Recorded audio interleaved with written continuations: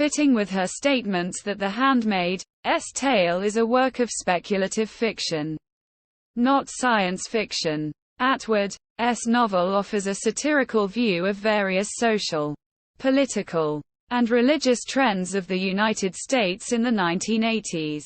Her motivation for writing the novel was her belief that in the 1980s, the religious right was discussing what they would do to women if they took power, including the moral majority, focus on the family, the Christian Coalition and the Ronald Reagan administration.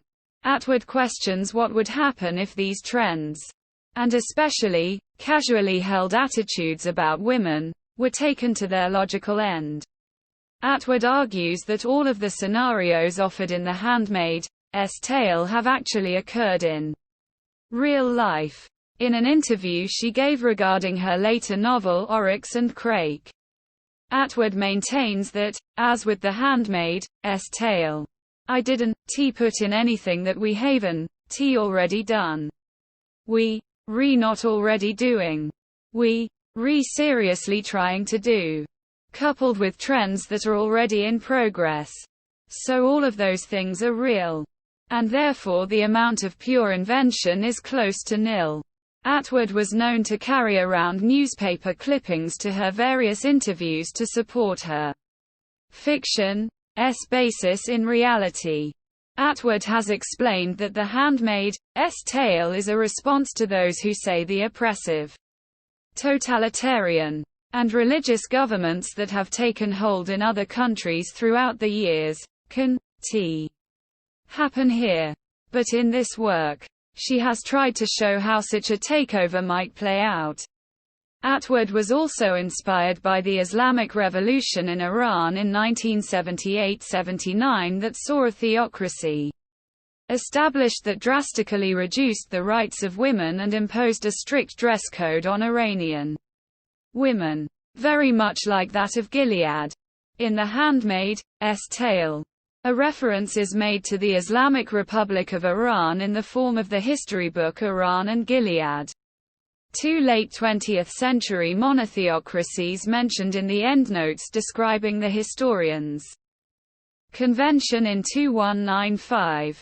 Atwood's picture of a society ruled by men who professed high moral principles, but are in fact self-interested and selfish was inspired by observing Canadian politicians in action, especially in her hometown of Toronto, who frequently profess in a very sanctimonious manner to be acting from the highest principles of morality while in reality the opposite is the case. During the Second World War, Canadian women took on jobs in the place of men serving in the military that they were expected to yield to men once the war was over. After 1945, not all women wanted to return to their traditional roles as housewives and mothers, leading to a male backlash. Atwood was born in 1939. And while growing up in the 1950s she saw firsthand the complaints against women who continued to work after 1945 and of women who unhappily gave up their jobs, which she incorporated into her novel. The way in which the narrator is forced into becoming an unhappy housewife after she loses her job, in common with all the other women of Gilead, was inspired by Atwood's memories of the 1950s. Atwood's inspiration for the Republic of Gilead came from her study of early American Puritans while at Harvard, which she attended on a Woodrow Wilson Fellowship. Atwood argues that the modern view of the Puritans, that they came to America to flee religious persecution in England and set up a religiously tolerant society, is misleading, and that instead, these Puritan leaders wanted to establish a monolithic theonomy where religious dissent would not be tolerated. Atwood has a personal connection to the Puritans, and she dedicates the novel to her own ancestor Mary Webster, who was accused of witchcraft in Puritan New England but survived her hanging due to the totalitarian nature of Gileadine society.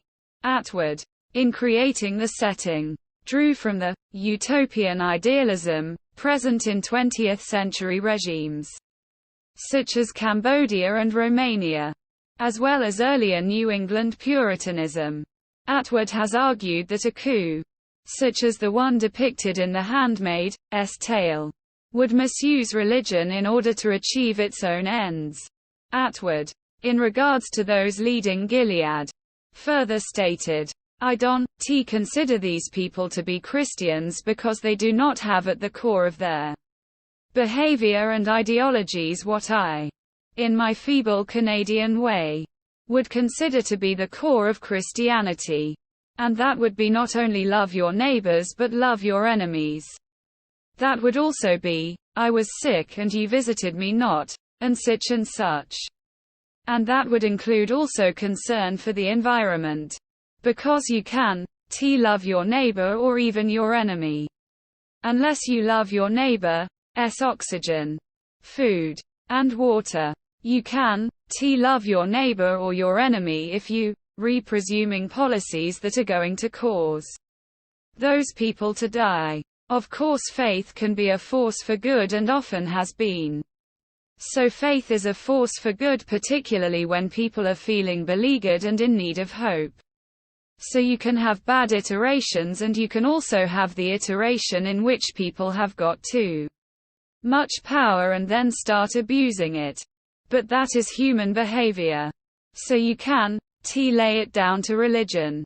You can find the same in any power situation, such as politics or ideologies that purport to be atheist. Need I mention the former Soviet Union? So it is not a question of religion making people behave badly. It is a question of human beings getting power and then wanting more of it. In the same vein, Atwood also declared that, in the real world today, some religious groups are leading movements for the protection of vulnerable groups, including women. Atwood draws connections between the ways in which Gilead's leaders maintain their power and other examples of actual totalitarian governments. In her interviews, Atwood offers up Afghanistan as an example of a religious theocracy forcing women out of the public sphere and into their homes. As in Gilead, the state-sanctioned murder of dissidents was inspired by the Philippines under President Ferdinand Marcos, and the last General Secretary of the Romanian Communist Party Nicolae Ceausescu's obsession with increasing the birth rate. Decree 770 led to the strict policing of pregnant women and the outlawing of birth control and abortion. However, Atwood clearly explains that many of these actions were not just present in other cultures and countries, but within Western society, and within the Christian tradition itself. The Republic of Gilead struggles with infertility, making Offred's services as a handmaid vital to producing children and thus reproducing the society. Handmaids themselves are untouchable, but their ability to signify status is equated to that of slaves or servants throughout history. Atwood connects their concerns with infertility to real-life problems our world faces, such as radiation, chemical pollution, and sexually transmitted disease. HIV, AIDS is specifically mentioned in the historical notes section at the end of the novel, which was a relatively new disease at the time of Atwood's writing, whose long-term impact was still unknown. Atwood's strong stance on environmental issues and their negative consequences for our society has presented itself in other works such as her Mad Adam trilogy, and refers back to her growing up with biologists and her own scientific curiosity.